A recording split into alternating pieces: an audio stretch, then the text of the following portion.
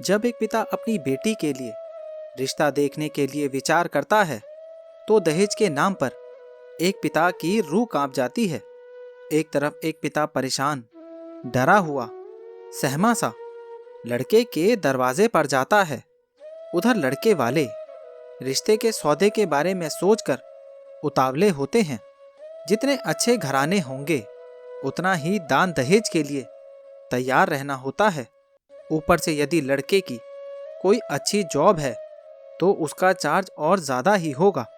लेकिन यहाँ कुछ परिवार हैं जिन्हें दहेज नहीं चाहिए, पढ़ी लिखी, अच्छी, सुशील लड़की चाहिए। कुछ परिवार ऐसे भी हैं कि उन्हें सब कुछ परफेक्ट चाहिए। लड़की भी अच्छी होनी चाहिए, फैमिली बैकग्राउंड भी अच्छा होना चाहिए, लड़की पढ़ी लिखी भी हो, खूबसूरत भी हो, ऊपर से भरपूर दान दहेज भी मिल जाए तो क्या कहने, तब तो सोने पर सुहागा है। सब एक जैसे तो नहीं होते, लेकिन कुछ लोग तो इस टाइप के होते ही हैं जिन्हें दान दहेज का लालच भरा पड़ा रहता है। सब एक से हो जाएंगे तो ये समाज कैसे चलेगा? एक से बराबर सब नहीं होते।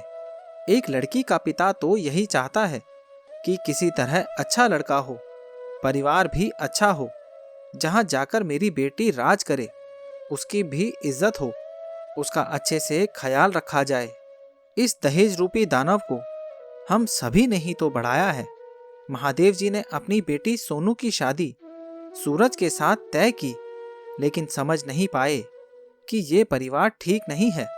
सूरज अभी इलाहाबाद से पीएससी की तैयारी कर रहा था, लेकिन पढ़ाई का खर्च सोनू के पापा ही दे रहे थे। सोनू की शादी को 7 साल हो गए, लेकिन सोनू और सूरज कभी एक साथ नहीं रहे। ये बात सोनू अपनी माँ को बताती है और सोनू के ससुराल वाले सोनू को अधिकतर मायके में ही रखते थे, जिसकी वजह से सोनू और सूरज कभी साथ नहीं रह पाए। सूरज को जब पैसा चाहिए होता तो सोनू के पास फोन करके बोल देता था कि मैं तुमसे मिलने आ रहा हूँ, और शाम तक आ जाता था। एक रात रहता, खाता पीता, सासू माँ अलग से जेब में पैसे डाल देती थी और ससुर जी अलग से पैसे दे देते थे। ऊपर से बोलते थे, बेटा अगर और जरूरत हो तो बताना। महादेव जी को बस एक लालच था कि आज नहीं तो कल सोनू की इज्जत होगी और सोनू को सूरज ले जाएगा। सोनू तो अपने माँ बाप की इकलौती बेटी थी। सांवले रंग की वजह से और कद छोटा होने के नाते सूरज के घर वालों ने समझौता किया था। सबसे ज्यादा तो पैसे मायने रखते थे। लालच था तो महादेव जी की प्रॉपर्टी से और उनकी जमा पूंजी से, तो उसका लाभ खूब उठाया।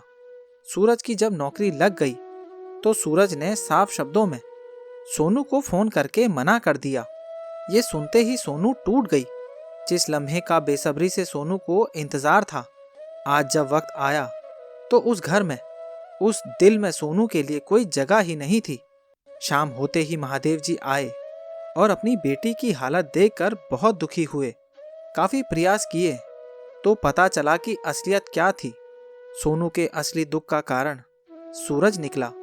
महादेव जी अपने जानने वालों के साथ और नाते रिश्तेदार को लेकर सुबह सुबह सोनू के घर पहुंच गए और बातचीत होते होते सारे रिश्ते नाते खत्म हो गए।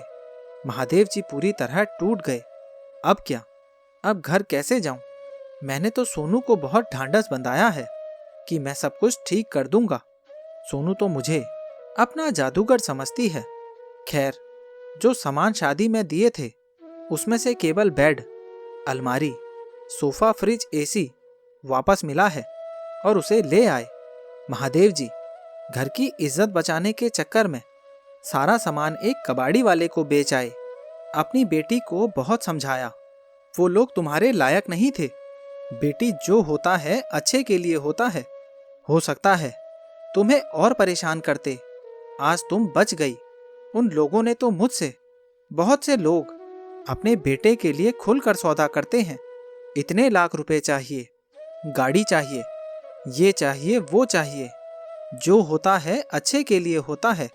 सोनू की माँ से बात की और महादेव जी की जान पहचान से ही सोनू के लिए एक रिश्ता तय किया। वहां भी जिस लड़के से सोनू की शादी की चर्चा चल रही थी।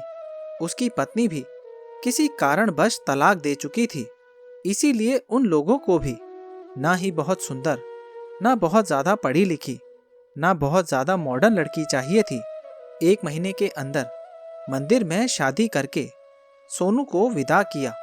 आज जिस घर में सोनू है वहाँ लोग सोनू की इज्जत करते हैं। सोनू अपने व्यवहार से सबका दिल जीत चुकी है और 2 बच्चे भी हुए हैं, एक लड़की और लड़का। बहुत हंसी खुशी से अपने परिवार में रहने लगी। एक दिन अपने पति के साथ सोनू अपने मायके आई तो पड़ोस की सुमित्रा जी ने पूछा, अरे सोनू बेटिया, ये तुम्हारा पति है तो सूरज का क्या किया तुमने? कहीं अपना पति बदल तो नहीं लिया? सोनू चुप होकर सुनने लगी और सच्चाई से अवगत कराया। सुमित्रा काकी बहुत दुखी हुई और माफी भी मांगी। बिटिया, मुझे माफ करना, मुझे लगा कि तुम मजाक कर रही हो। ईश्वर तुम में शक्ति दे। तुम क्या, हर किसी की बेटी हमेशा खुश रहे।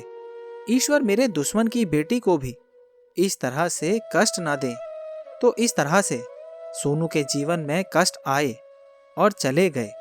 तो दोस्तों, ये कहानी आपको कैसी लगी और इस कहानी के बारे में आपकी क्या राय है, नीचे कमेंट बॉक्स में ज़रूर बताना। और अगर अभी तक आपने चैनल को सब्सक्राइब नहीं किया है तो सब्सक्राइब कर लेना